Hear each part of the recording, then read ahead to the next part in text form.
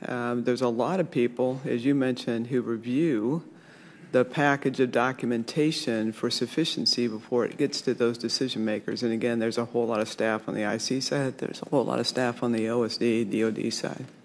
So a lot of people look at it before it even gets on the calendar for the decision makers. The people that look at it, do they have the authority to stop it or say no? They have the authority to stall it. Yeah. Is that the case with the ORS, General Raymond? Those other people, can they slow it down or stop it? My understanding is that they do not have a vote in that process. They have the as by law, the 6 that are by law, and then how about the lead-up process to get in that room, before it gets in that room for decision-making? The PDSA schedules the Defense Space Council, and it's done relatively routinely. It was done pretty quickly in this process, and I didn't sense a slowdown in this. Okay. Anybody else want to swing at it? All right. Chairman, I'll give you a comment as one of those non-voting people who was in the room. Okay. What the principal DoD space advisor also did was she used that to tee up a decision that is also necessary, which is the long-term solution for weather. So ORS is an important gap.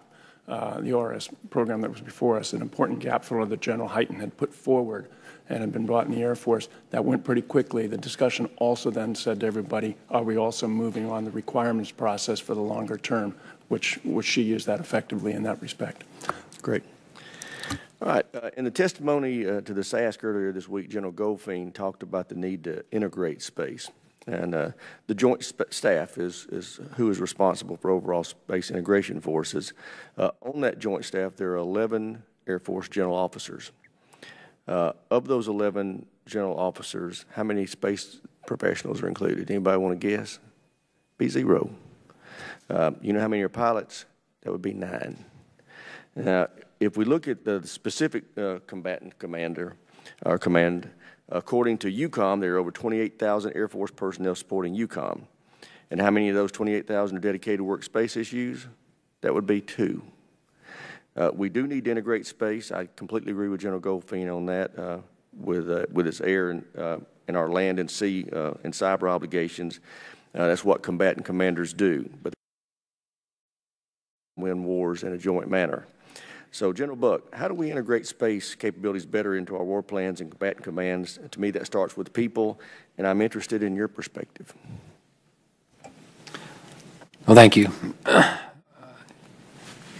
I agree with you. I would like to get more space officers, general officers on the Joint Staff, but the Chief's very focused on developing joint officers, and I think that's a focus area for us as well.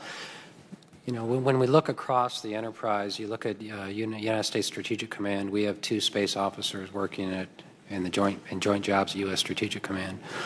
I'm in a joint billet myself as Commander JFCC Space. The way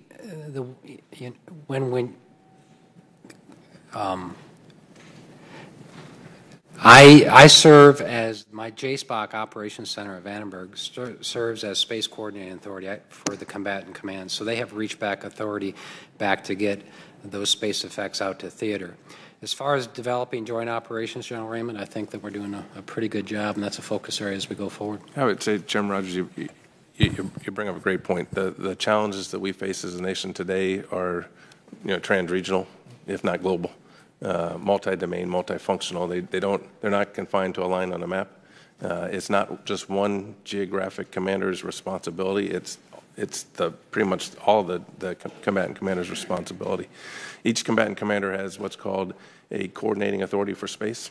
Each of those combatant commanders has delegated that authority down to the CFAX, or the air component of that. In the air components around the globe, we probably have a senior space officer called the Director of Space Forces. We have, and General Goldfein testified to this, he was the space coordinating authority at CENTCOM at the time. We have a senior space officer called the Director of Space Forces. He has a staff of about 5, and then in every single division in the AOC, we have space professionals embedded in those divisions. So what we have done is prioritize putting the weight of effort in those AOCs where the combatant commander has designated that authority to. And that's where we do that multi-domain integration work. That's the hub of that multi-domain integration work. You mentioned that General Goldfein at one time was the space advisor. He was no, sir. He was the CFAC, the Air Force's component commander for CENTCOM, and in that role, the CENTCOM commander delegates to him the authority called the Space Coordinating Authority, and his AOC, where he operated out of, is that multi-domain center that integrates air, space, and cyber into that fight, and that's where we focus a significant portion of our space operators. General Buck, you were going to say something. I'm sorry. And I'm sorry to interrupt. I will say that probably in CENTCOM, we have the preponderance of space officers in CENTCOM right now. That's our weight of effort. And if you look at CENTCOM right now, in the Director of Space Force office, we probably have 8, maybe 10 space officers in the Director of Space Force offices there. But it's a real win for us when not just we have a Director of Space Force office there, but when we embed space officers in ISRD and COD and CPD, that's a win when we start not being an add-on, but we're baked into the processes over there, and I think we're doing better. Our focus right now is on CENTCOM, but I tell you, sir, we're getting better in PACOM and UCON and across the board. Great. Thank you. Chair recognizes the ranking member for any questions he may have. Thank you, Mr. Chairman. I would like to focus in my questioning on how crowded space is and how it's going to get a lot more crowded.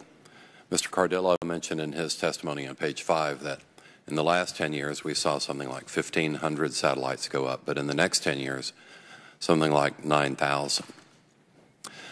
That is 2.5 satellites a day going up in space. That's amazing. But we've seen launches like in India recently, they put up 100 sats just in one launch. So as space gets more crowded, it gets more treacherous. General Buck mentioned in his testimony, it used to be the main threat we faced was debris. Now we face traffic, we may face threats. So I'm particularly interested in this idea of the non-military space traffic management. And I understand, General Raymond, you've embarked on a pilot program with the V.A.A. on that? Thank you, Ranking Member Cooper. We have. As I've testified before to this panel, I share your concern. Space is clearly congested and contested, but in this case, on the congested side, General Buck and his team track 23,000 objects a day, take about 400,000 observations a day to keep track of all that, act as the space traffic control for the world, and keep the domain safe for all. It's very important, and I think General Buck will agree to me, I'll pass it to him here, but it's very important for national security purposes that we have the ability to have radars, to task those radars, to collect the data from those radars, to be able to maintain the awareness that we need for that domain. However, I don't think we need to be the organization that makes the notifications around the world and acts as the traffic cop. So I've met with the FAA administrator a couple months ago and asked if he would join us in developing a pilot program, if you will, to see if we could inform this going forward. General Buck has the lead on pulling that together. And Dave, if you want to give an update of where we are. Thank you, General Raymond. I'm really proud of the team, how far we've come with the FAA. I've talked to Dr. Neal directly, and we have agreed jointly to begin that pilot program. I expect that pilot program to begin in this summer, probably August timeframe. I do agree with General Raymond. There are some aspects of space traffic management that are not inherently military, and we could load shed them to a civil agency. Things, safety of flight, debris management, norms of behavior. I don't think those are inherently military. I think it's important to make a distinction, too, between what is space traffic management and what is space situational awareness. For me, as a warfighter, what I need is space situational awareness. I need to know what an object is, where it's going, what its capabilities are, what its vulnerabilities are, those types of things. What I don't need to be doing, I don't think, are things like notifications for a conjunction assessment and norms of behavior, and I think that's better suited for a civil agency, and I think that's where we're going, sir. Let me add some color to your remarks. General Raymond said in a very calm fashion, we keep space safe or something like that. We are protecting other countries' billion-dollar satellites from a piece of shrapnel that might be traveling at 33,000 miles an hour but could destroy the machine. And for that, we get not even a thank you note. You know, it's kind of amazing that we provide this magnificent worldwide service and little appreciation. Plus, as you said, you know, when we consider load shedding, it's a burden on our folks that doesn't necessarily need to be borne by them. Other people, not all countries. Some countries do send us thank you notes. Talk a lot more to us. Others don't. We're really doing it because we want to keep the space domain safe for all to use, including us. And so that's the emphasis around, behind that. We need to be able to operate in space, and it's our way of helping to make sure that we can do that. But it's also an essential truth-telling function. Like if you look at the downing of the Malaysian airliner over the Ukraine, there was a worldwide debate and dispute over what caused that plane to crash. And even though we have excellent air traffic control in most parts of the world, there was still a significant dispute. And when it comes to separating news from fake news and propaganda, you know, I think in the space domain it would be nice if we established a sort of gold standard of truth so that we would know if it was debris, if we would know if it was something less benign than that. So I'm worried that while I hope the pilot program gets off to a good start this summer, I hope it will soon be able to establish a standard. But even with air traffic, we're having difficulty isolating causes when it should be, with all of our plane radars and things like that, an easier thing to prove than it is in space. So I hope we will get on that task. Thank you, Mr. Chairman. Chair now recognizes Mr. Lamborn for any questions he may have. Thank you, Mr. Chairman, and thank you all for the great service that you provide for our country. And General Raymond, I'm going to follow up on a question we touched on in our conversation yesterday.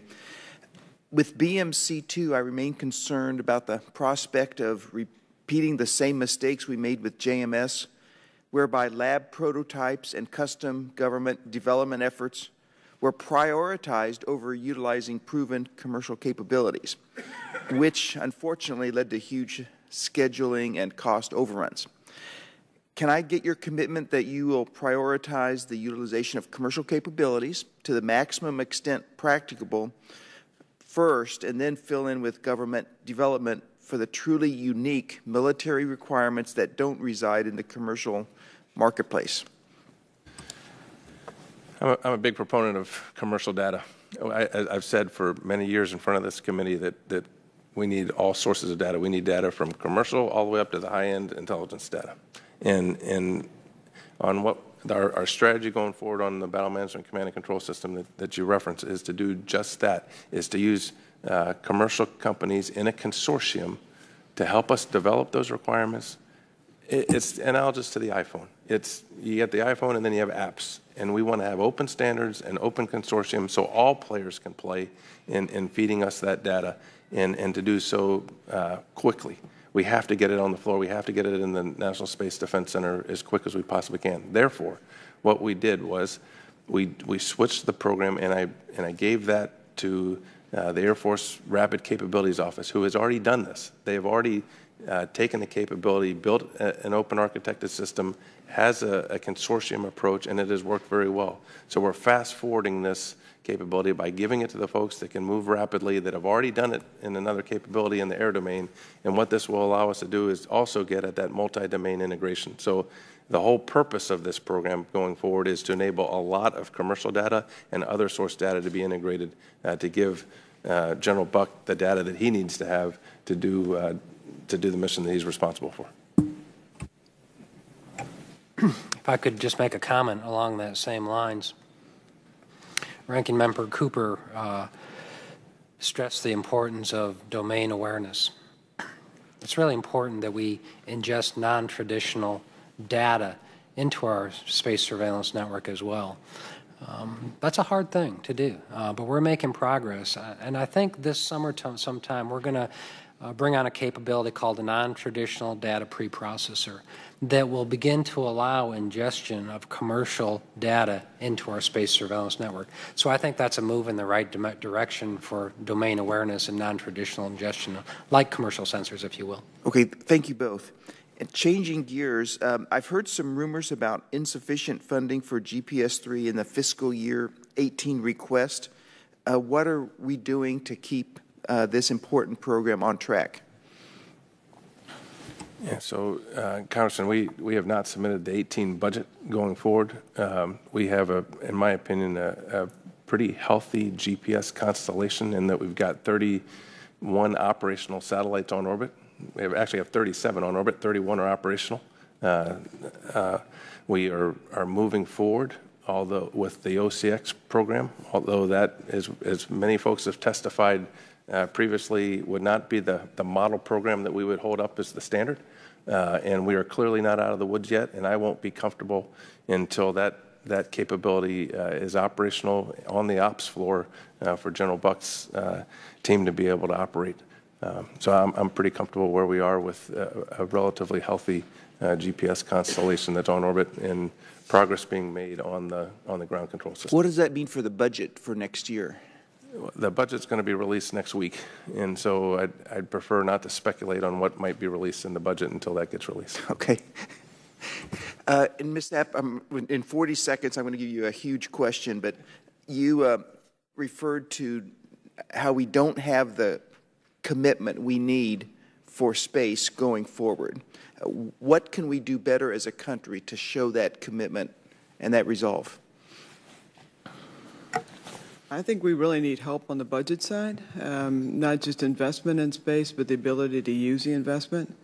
As we're fielding new things to improve our resiliency, it's very hard to move ahead with new things under a continuing resolution. It's not allowed. Okay. So that is just slowing the pace of progress, even after we get it out of the executive branch, which is no mean feat. So you can help a lot on that front. Thank you so much. I would echo that as well on behalf of Air Force Space Command. Thank you. Good. Chair, and I recognize the gentleman from California, Mr. Garamendi, for any questions he may have. I'm going to forgo the usual GPS backup. I assume that's moving along, and if not, there'll be a piece of legislation that'll move it along perhaps even faster.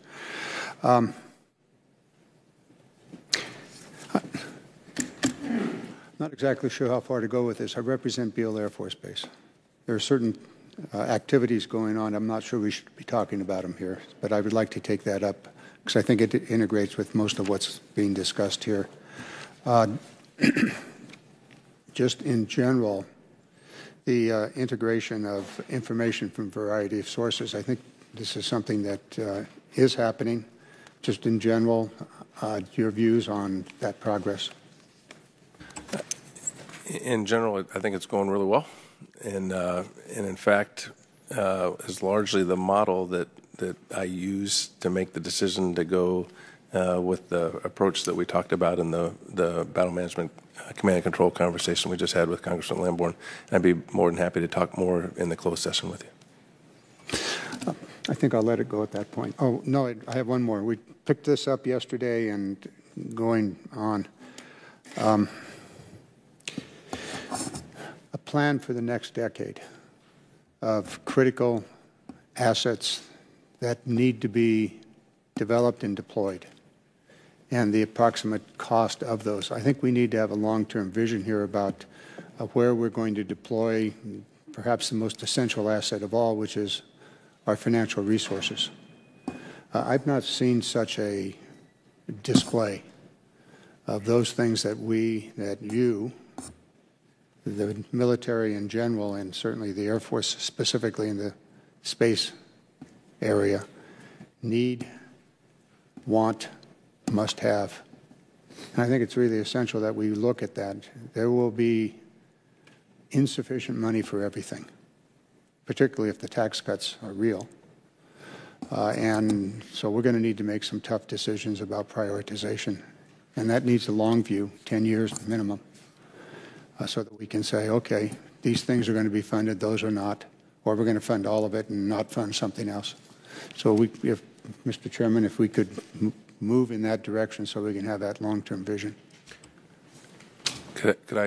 I'd welcome the opportunity to come back to you and walk you through the space enterprise vision. That's our longer-term vision for space. It's done in very close partnership. It's an integrated vision the NRO. And I want to take a moment. I do this every time I can, and I'm not just saying this because Betty Sapp is here. Betty Sapp is a huge partner for us. 2 minutes, 8 seconds. Go for it. But I would be more than welcome to come back and walk you through that vision, walk you through the priorities that as we see them, and inform you on that. We heard some of this yesterday from General Goldfein about different directions, or at least a different set of priorities for the future. Much of it involves your work, and so I wanted to get a fix on that and other things that we may not put as a priority. So thank you for that. And I didn't mean to cut you off. I really meant you had 2 minutes and 8 seconds to answer. No, I didn't want to take your time. I wanted to see if you had more questions. Thank you. Chair now recognizes Mr. Bridenstine for 5 minutes. Thank you, Mr. Chairman. When you think about the consortium, General Raymond, that you talked about for the BMC2 piece of the National Space Defense Center, that consortium, of course, is trying to rapidly develop a capability where we're currently maybe lagging behind. And, of course, I think everybody on this committee fully supports that effort. In the meantime, is there an SSA gap that needs to be filled that could be commercial could help with? And maybe General Buck, if you'd like to answer that as well. Well, thank you, sir. Good seeing you again. Always. I mentioned the non-traditional data preprocessor. I think that's a step in the right direction. I think you'll agree with me. The ability to ingest some of those non-traditional, that helps. What also we have is we have SBSS that's online, on orbit right now. That is being extended. The life on that is extended past its, I think the dates are classified, but that's going to be extended. And plus ORS-5 provides us that gap filler capability as well. So I think those three things together give us the capability to fulfill that gap. Just as a general statement, more data is better. From a South Carolina kudzu guy, more data is better. We need data across the full spectrum, and we do get data across the full spectrum. The other thing that we've done is develop partnerships, and we've got, don't quote me on the numbers, over 50 or 60 different SSA sharing agreements with partners. It's largely a one-way sharing, but there are two-way sharing pieces of that. I'd like to make that stronger when we get the new JMS system up with more capacity and more ability to ingest that data. That will take off, but more is better. More is better. I'd like to maybe continue on what Ranking Member Cooper was talking about, this effort to create a partnership with the FAA for space situational awareness specifically. Can you share with us how that is being funded, and is it coming out of your budget? Is it coming out of their budget? Is there something Congress should do here to help? My understanding is there's going to be a FY18 budget request coming out of the FAA, but I'm hesitant to say that because I'm getting in the FAA's lane a little bit. But I think there's a funding request for 18 that's coming out of the FAA, sir. But I don't have the specifics on that. That's good to hear. And again, I know that's not your lane. I don't want to get you in trouble. But I think this committee would be very supportive of that partnership. Right now, we have heard testimony over and over again how we're providing free situational awareness to the entire world and to all the commercial partners. And at the same time, the tasking that it is imposed on our warfighters at the JSPOC has been problematic to the extent I hear this from some other members of Congress that they want to, and I heard you use the word load shed, they want to load shed the mission, but they don't want to load shed the funding. And I want everybody on this committee to know the Air Force was never funded to provide space situational awareness to the entire world and commercial operators for free. That has not ever been in your mission description, and yet that's what you're doing by default out of the goodness of your hearts. Well, and I say the goodness out of your hearts, but the reality is we need to protect our own assets, and we all know that.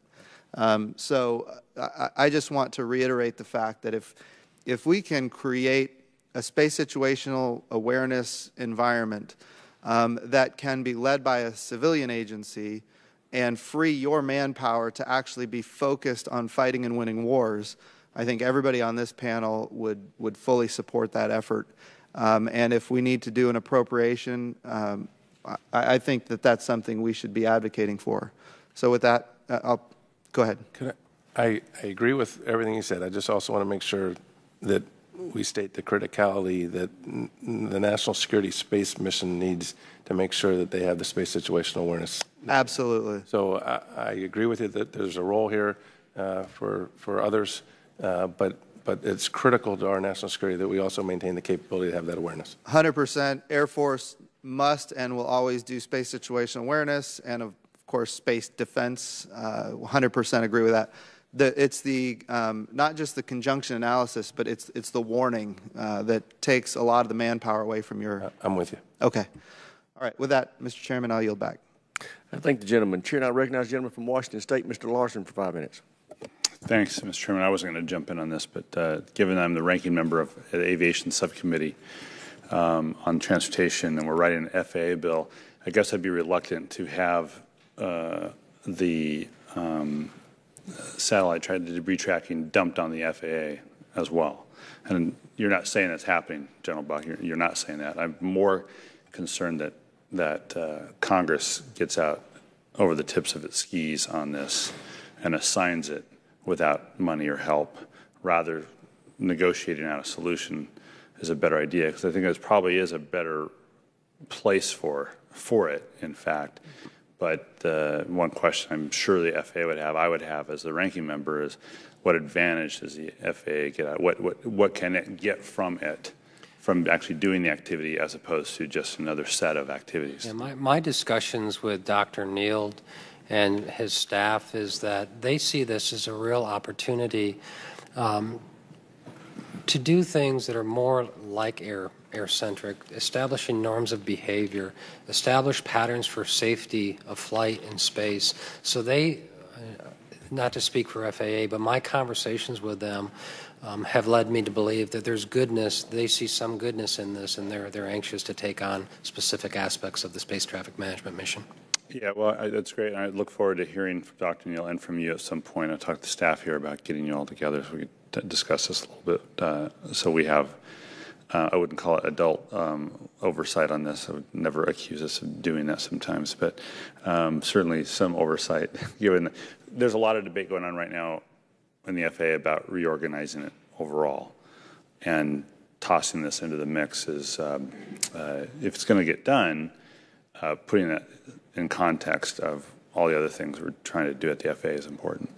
That's my main point. Thanks a lot. Yield back.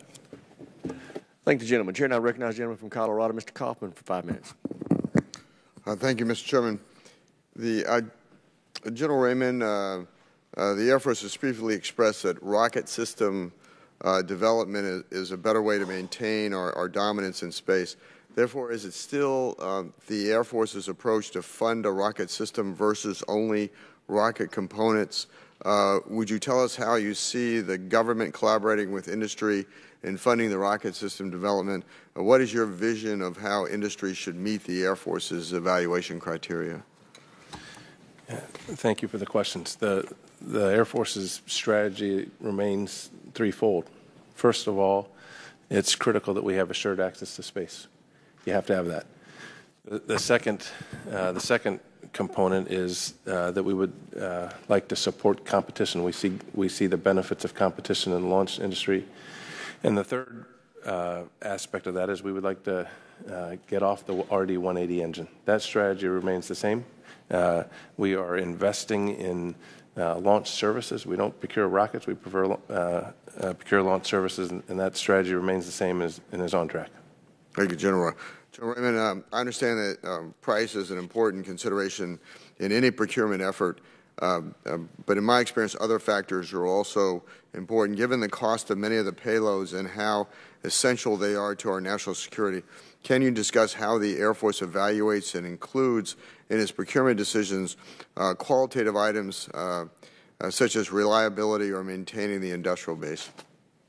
Yeah, all that comes to play. It's not just cost space. It's a full spectrum analysis. There is a pretty high bar that we go through for certification. We would not put on contract a launch if we didn't think that was going to be assured to get onto space. It's a full range, and it's mission by mission. Some missions are more complex than others. Okay. Anybody on this could answer this. It is my understanding that the space-based infrared system, SBIRS, is the current and primary method to detect ballistic missile defense threats, and we are dependent on SBIRS. We've been dependent on SBIRS since the 70s. Are there other systems envisioned to complement SBIRS? That may be for the classified brief. How robust are those other systems that supplement SBIRS? How vital is Buckley Air Force Base and SBIRS to our space mission? Well, let me just say, SBIRS is a national security priority. It provides strategic missile warning for our nation. It's probably one of the most critical systems that we operate. The wing up at Buckley, the 460th Space Wing, led by Colonel Dave Miller, is a premier organization, is extremely critical to the success of that mission area. I was just up there a month or so ago, and they're doing great work. I would, as we look to the future, we look to make the constellations more resilient, and I would have further conversations with you in the closed session to get into more specifics. General Buck, in your testimony, you referenced the transition of training our satellite officers from a technician-based focus to a warfighter-based focus. I think that this depicts the increasing counterspace efforts of our adversaries and the threats they pose to our national security. Will you go into detail regarding the training to counter these threats and the transition to a warfighter focus? Right. What I was referring to is the Space Mission Force construct that we have implemented in the wings. The 50th Space Wing is complete with this Space Mission Force transition. Currently, the 21st Space Wing and the 50th Space Wing are undergoing the same transformation. What this does in the Space Mission Force construct, for 4 months at a time, we have space crews that are in the fight. They're focused on the current fight, while the other portion of the crew force at these wings are focused on advanced training, tactics, techniques, and procedures development for the future fight and how they can codify those into their doctrine. So that's what I was referring to, and I'm really proud of the progress they've made and the way ahead. And General Raymond, some of that's in your OT&E lane. I would also add it's broader than just space for space sake. So we are also integrating our space operators into joint exercises, into exercises called Red Flag, into war games that are joint and international. We've just developed a space flag construct. So it's developing depth of space expertise, but then also working the multi-domain integration piece, because this isn't space for space sake. This is integrating air, space, and cyber for the goodness of our nation, and we're tackling both portions. Thank you. Mr. Chairman, I yield back. Thank you, gentlemen. Chair now recognizes the gentlelady from Hawaii, Ms. Hanabusa, for 5 minutes. Thank you, Mr. Chairman.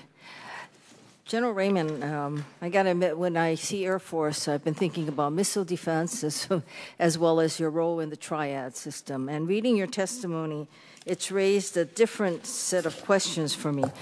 First of all, what I couldn't get past was this one paragraph, and if you could explain this to me. In your testimony, page 3, you talk about the first 7 months of your command. You aggressively pushed implementation of basically the AFSPC and the National Reconnaissance NRO Space Enterprise Vision with a new space warfighting construct. The warfighting construct is the framework for turning the space enterprise vision into reality.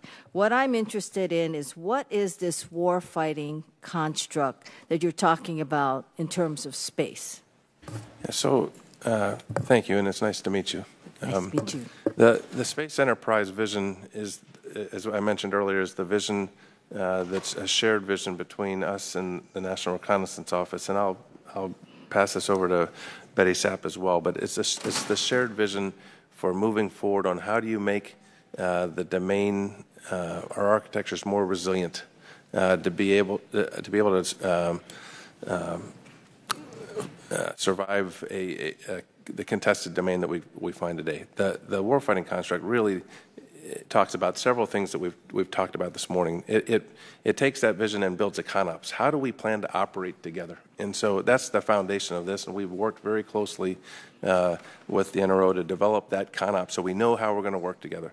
There's another layer that's also the part that we just talked about on developing and training our forces. The Space Mission Force construct is part of that. There's another layer on it is how do you develop the partnerships that we need, both interagency with our commercial partners and with our allies to be able to respond to the strategic environment that we face today. Before you pass me on, let me explain to you why my curiosity. Because in Mr. Hill's testimony, maybe I'll bypass Ms. Sam, no offense, but to ask and to get to Mr. Hill, is his testimony speaks about the quote-unquote are threats that we hear about all the time in here, Russia and China. He also speaks about A2AD and the concerns that we have. And he says both will continue to pursue a full range of anti-satellite weapons as a means to reduce U.S. military effectiveness. So what I thought you were going to tell me about the war construct was that it was in line of that, in other words, where we think about the oceans, the lands, and so forth. This is another layer of, quote, war that we must be ready to fight. And quite candidly, I'm not sure when you have Russia and China that can undermine everything in terms of diplomatic, this nice kind of cooperation that we're all talking about here.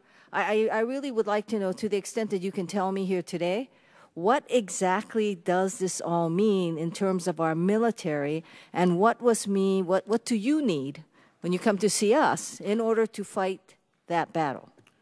First of all, we don't talk about a war in space. We talk about a war that extends into space. This isn't space for space sake. Is that something that's unrealistic? I mean, is it conceivable that we could actually have, quote, in other words, could our satellites be the first target? Because once you take out our satellites, you have basically destroyed our effective communication mechanism. So could they not be a first line of offense against us? If you look at what some of our potential adversaries are talking about, they're talking about a full range of capabilities that range everywhere from reversible jamming of communication and GPS satellites like we have seen, all the way up to the direct ascent ASAT that we saw from China in 2007. Our posture is we want to deter that. We have no interest in fighting that fight. And as I said, one way to do that is to be prepared for it. The space warfighting construct develops the partnerships, the plans, the concept of operations, the training needed to be able to respond. In the minutes, seconds that I have left, Mr. Hill, would you like to comment on it? Because it's your testimony that triggered my line of interest. The point is, and I say in my 10th testimony, there's scant evidence that anybody is looking for a war in space. It is about the terrestrial issues that they have, political differences that countries have, and it is their conclusion that if they want a military option, they have to be able to act in space as well. And as you're suggesting, that could be early. Thank you, Mr. Chair. I yield back. I thank the gentlelady. Chair, and I recognize the gentleman from Arizona, Mr. Franks, for 5 minutes. Well, thank you, Mr. Chairman, and thank all of you for being here and for just all you do for the cause of human freedom. General Raymond, just a quick, direct question. Do you believe it's fair to say that space has been weaponized? I believe it's fair to say that space is a contested domain, and it's a warfighting domain, just like air, land, and sea. Yeah. Do you believe we need a more robust defensive space sensor layer to adequately identify the latest and emerging threats to our space assets? I think it's an imperative that we have a level of domain awareness that's required to operate just like in any other warfighting domain. Mm-hmm. Should this U.S. space, should we treat space as a warfighting domain? Space is a warfighting domain, just like air, land, and sea, and we need to treat it that way. Yep. Should the U.S. develop defensive capabilities to counter kinetic attacks against our space security architecture? it is an imperative, in my opinion, that we develop resilient architectures to be able to operate in the contested environment that we face today. General Buck, do you have any thoughts on that? Space is a warfighting domain. And if you look at the other domains, air, land, sea, they have defensive capabilities. They have other capabilities. We can't afford to treat space any differently. Is it fair to say that some of our near-peer adversaries' offensive space capabilities have outpaced our ability to defend our space assets? And I might ask the two of you. I got you. It makes sense. All right. Do you see, and I'll throw this out to the entire panel, do you see value in establishing an annual capstone training exercise, sort of the equivalent of the red flag, only say a space flag event for space operators? We have had our first space flag this year. Although it's nascent, we're having the conversation and we're moving in the right direction. I see this first space flag as the first of many to follow. General Raymond? I agree. As I mentioned earlier, that's important, but there's the other aspect of it that it's got to be, how do you integrate airspace and cyber together? And how do you integrate it with not just airspace and cyber, with the land and the sea? And so there's other opportunities in addition to Space Flag that provides that capabilities as well. And those are space-specific Schriever War Games. Those are the global series, on and on. The JSPOC and the NSDC participated in north of 70 exercises last year, integrating space into the larger fight. So I'm really proud of that effort. Well, Mr. Chairman, I think I'll probably leave the rest of my questions for the classified session. Thank all of you so much, and thank you, Mr. Chairman. Thank the gentleman. Gentleman from California, Mr. Carbajal, is recognized for 5 minutes. Thank you, Mr. Chairman, and thank you to all of you for being here today. I represent Vandenberg Air Force Base and recently had the great privilege of joining General Buck on a tour of the facility, the JSPOC facility, in addition to other facilities there.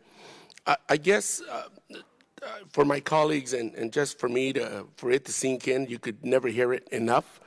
Could you share, General Buck, the contribution of the Vandenberg Air Force Base JSPOC to our national space strategy and capability, and perhaps close with how that relates or what the nexus is to the new JSPOC in Colorado? Thank you, sir. Good seeing you again. We have two primary command and control centers. At Vandenberg Air Force Base, we have the Joint Space Operations Center. In this operations center, we have our commercial partners on the ops floor. We have our allied partners, V.A.A. partners on the ops floor. They're doing the day-to-day heavy lifting support to the terrestrial fight. When a combatant commander needs space support, space effects, they go to the JSPOC and they provide military satellite communications, precision navigation and timing, all those space effects, and they do it better than anybody else. The National Space Defense Center, located at Schriever Air Force Base, is responsible for looking up, protecting the space joint operating area, if you will. So JSPOC at Vandenberg in the current fight right now, support to the terrestrial fight. The National Space Defense Center at Schriever Air Force Base in Colorado, responsible for protecting and defending the space joint operating environment. And I would pile on that today the JSPOC is the operational DoD space command and control facility, period, dot. And they do spectacular work. I've had the privilege of being stationed at Vandenberg 4 times.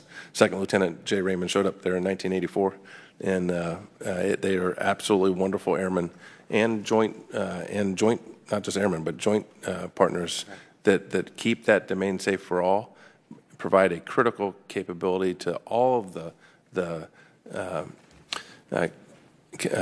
warfighters around the globe, and is the only operational DoD space center that we have today.